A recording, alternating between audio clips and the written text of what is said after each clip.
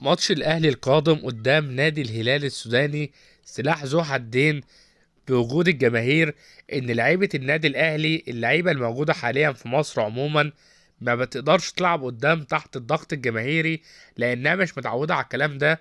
لأن من سنة 2011 لحد دلوقتي عارفين إن الجمهور في مصر ممنوع إن هو يدخل إلا بأعداد قليلة الفترة الأخيرة. فأنا بطالب من لعيبة النادي الأهلي إن هي ما تستعجلش على النتيجة. في اول 5 6 دقايق او اول 10 دقايق لازم نخطف جون. لما خطفناش جون لازم نهدى، لان لسه الماتش 90 دقيقة والنادي الاهلي متعود يجيب جون. احنا على طول بنجيب جون في الدقيقة بلس 90. فانا بطالب لعيبة النادي الاهلي ان هي ما تستعجلش وما تتوترش عشان خاطر الماتش ما يتسرقش مننا او ما يهربش مننا.